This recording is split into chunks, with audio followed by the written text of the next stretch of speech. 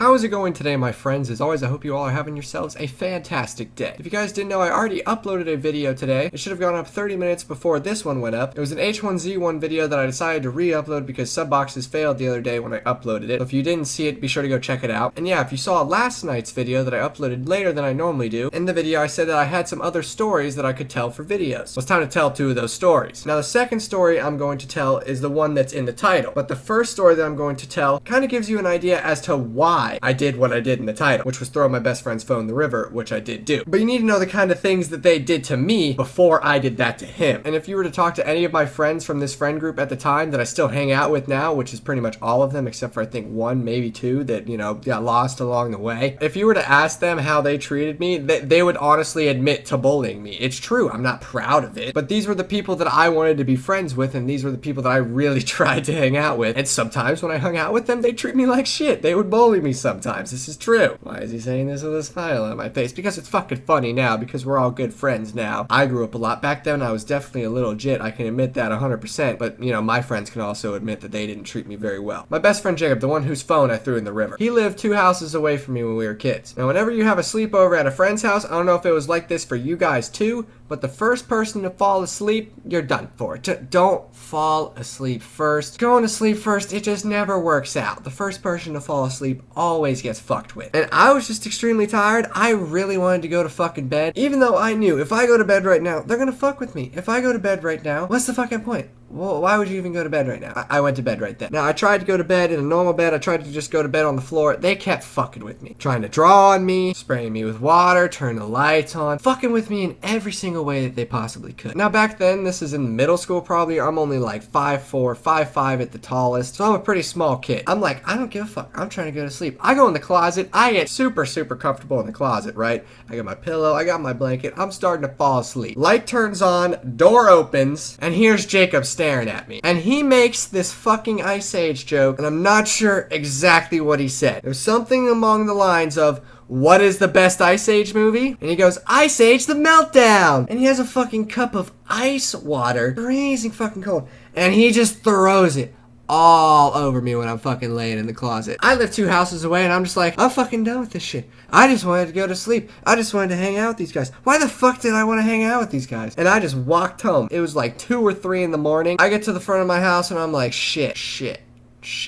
I don't want my parents to, ask me about any of this. So I unlock the front door. I grabbed the camper keys, because at the time my dad had this really nice camper. He still has a nice camper, but it's not the same one. I grabbed the camper keys, lock the front door, and I go and I just sleep in the fucking camper. 9, 10 in the morning, I look out the front window of the camper. I check out all the windows of the camper, make sure they're not in the yard. I just go out of the camper, walk up to the front door, and act like nothing fucking happened.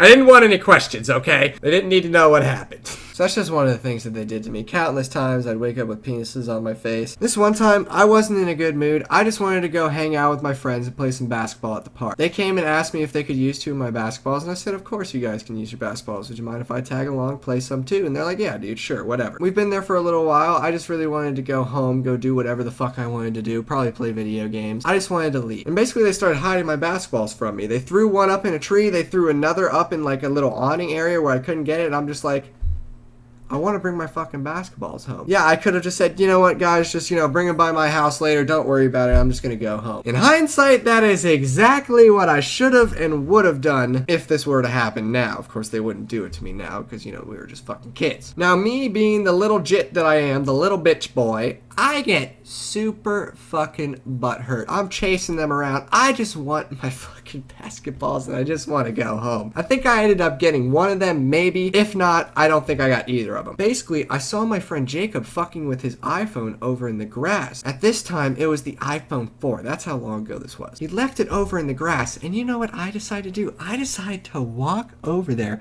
and pick up his phone and take it. Now, this was not just Jacob's idea. This was a whole group effort. I don't know why I was just fucking signaling Jacob out. I don't know if I was trying to get payback for the Ice Age the Meltdown thing or whatever. But I take this motherfucker's phone and I just start jogging home. Now I'm running home. I get home. I've got his phone in my pocket. And what do? No, I don't keep it. No, I don't break it. I throw it in the fucking river right in front of my house. I just chuck that bitch as hard as I fucking can. I'm like, yeah, got him.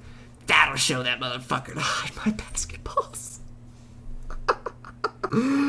And what do you know, 30 minutes to an hour later, they show up at my door. Yo, dude, did you take Jacob's iPhone? Dude, we've been looking all over the place. Did you take Jacob's iPhone? They were all just nonstop asking me if I took Jacob's iPhone. Because as soon as I left, as soon as they were picking on me, Jacob's iPhone disappeared.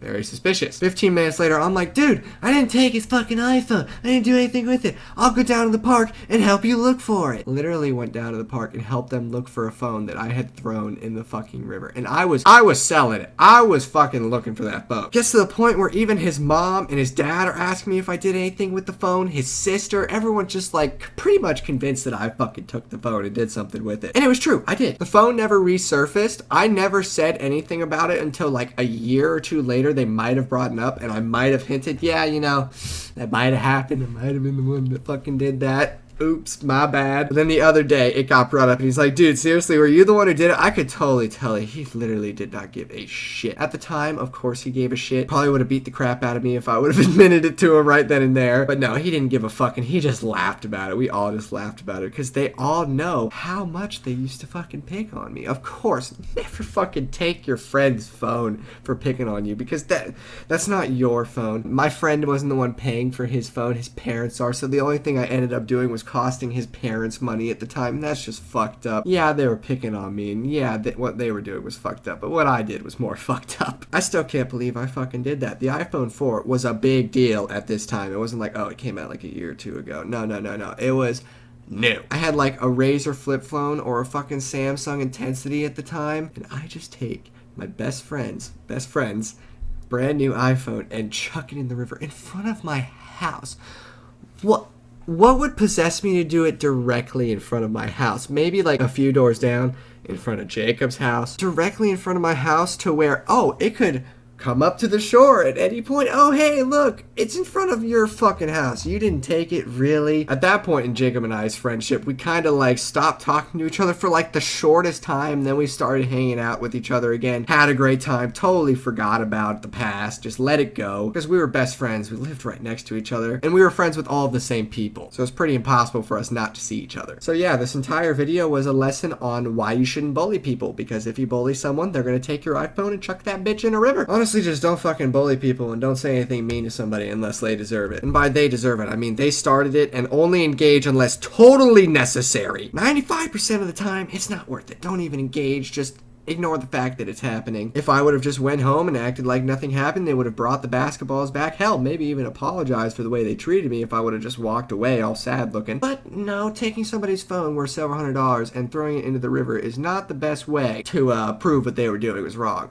Doing something way worse than they were doing, not the best course of action, little Carl. I am pretty positive that this is the only time I ever did something like this. I am pretty positive. After I did it, I immediately felt remorseful, but it was too fucking late. That bitch didn't have a life proof. That bitch was gone as soon as it touched the water. As soon as they had come over, and as soon as I lied and went over to the park and fucking looked for it when it wasn't even there, as soon as I was doing all that, I realized that I done fucked up. But could I admit it? Absolutely not. I was too big of a pussy. I was too big of a bitch. If you do something, admit what you've done is wrong immediately, and that's the best time to do it. Time. My voice is dry.